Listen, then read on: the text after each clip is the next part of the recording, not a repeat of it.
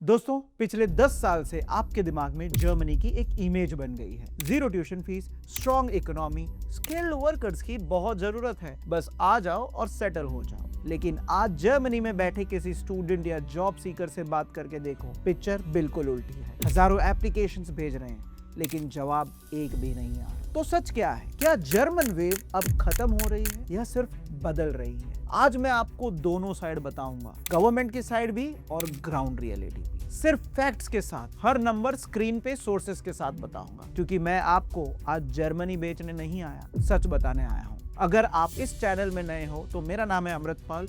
मैं 2010 में खुद जर्मनी पढ़ने गया था।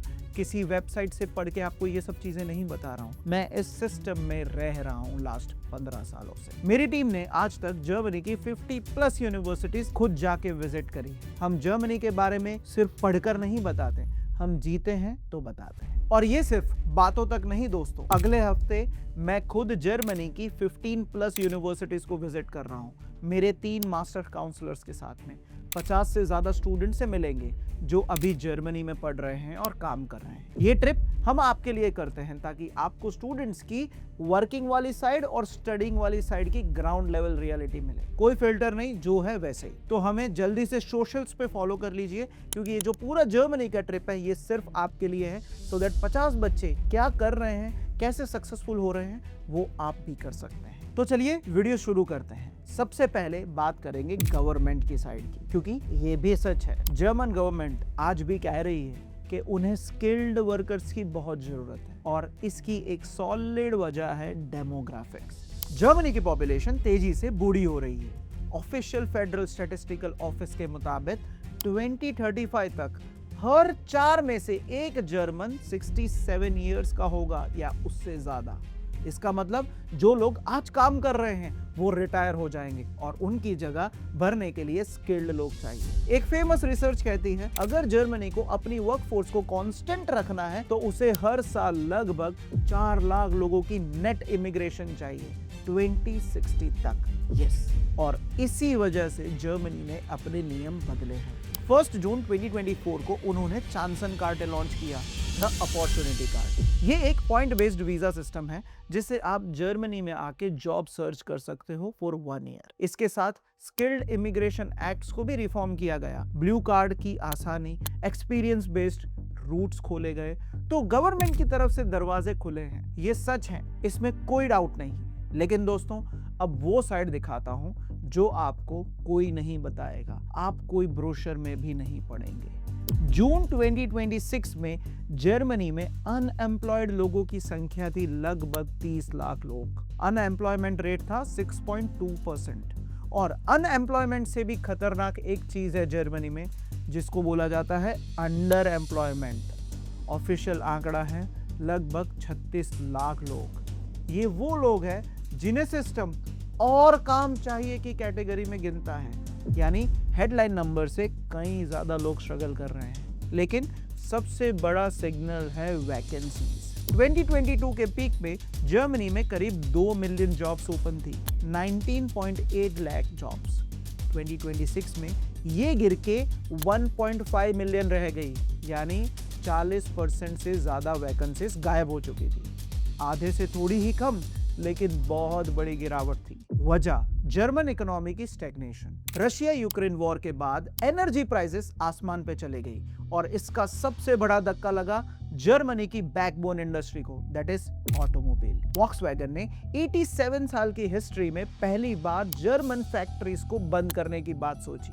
बाद में डील भी हुई, लेकिन उसमें भी 2030 तक 35,000 जॉब्स कट होगी। Bosch 13,000 job cut, ZF 14,000 job cuts, Audi 7,500 job cuts. सोचो जरा, एक तरफ कंपनीज लोग निकाल रहे हैं, दूसरी तरफ नई वैकेंसीज आधी हो गई। इन दोनों ने मिलके जॉब सीकर के सामने एक दीवार खड़ी कर दी है। अब मैं आपको वो बात बताता हूं जो मेरे हिसाब से सबसे बड़ा चेंज है, दैट इज लैंग्वेज। 2018 से 2023 तक tech job, software developers, data engineers, बहुत सारी इंग्लिश में जॉब्स मिल जाती थी। जर्मन आती हो या ना आती हो, काम चल जाता था। लेकिन सिर्फ 2 साल में पूरा खेल पलट चुका है।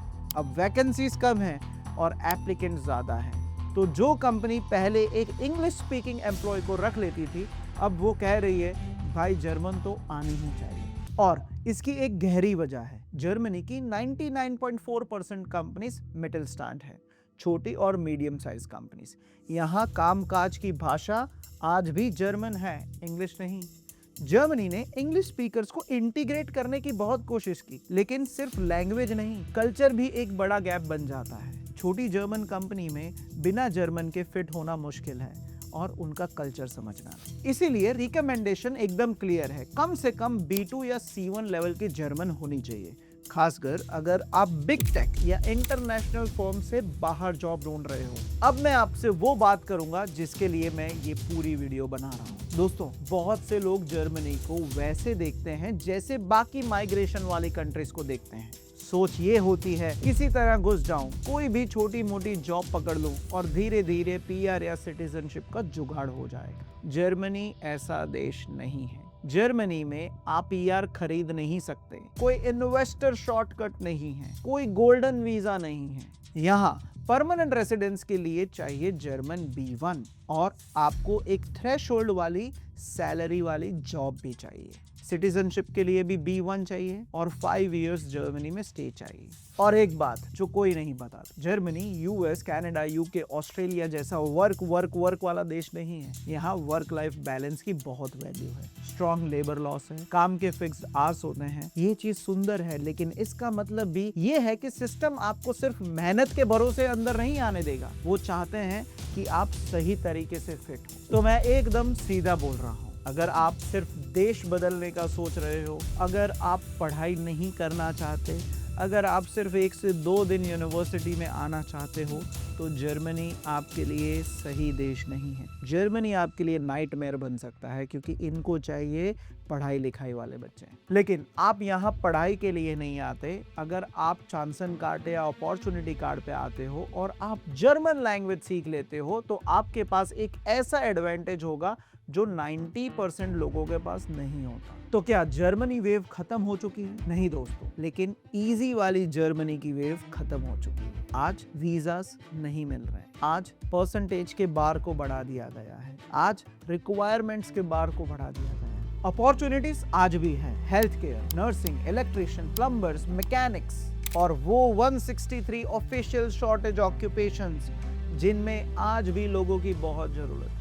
लेकिन अब हर एक के साथ एक शर्त जुड़ी हुई है, जर्मन लैंग्वेज और ओरिजिनल स्किल्स। जर्मनी उन लोगों को रिवॉर्ड करता है जो तैयारी के साथ आते हैं, जो अपनी प्रोफाइल पहले से स्ट्रॉन्ग बनाते हैं, जो लैंग्वेज सीखते हैं और जो शॉर्टकट नहीं स्टैंडर्ड चुनते हैं। अब अगर आप सीरियसली सोच रहे हो कि जर्मनी आपकी प्रोफाइल के लिए सही है या नहीं, तो ये गैस करने वाली चीज नहीं है, ये चेक करने वाली चीज है।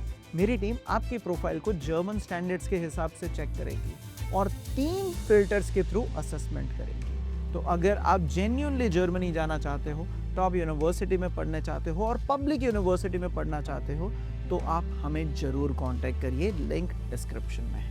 हाँ, और भूलना नहीं, हम नेक्स्ट वीक 15+ यूनिवर्सिटीज का टूर करने वाले हैं, जहां पर 50 से ज्यादा स्टूडेंट्स को मिलेंगे। तो इस चैनल को जल्दी से सब्सक्राइब कर लीजिए, सो दैट आपके पास लेटेस्ट इंफॉर्मेशन टाइम से सबसे पहले आए।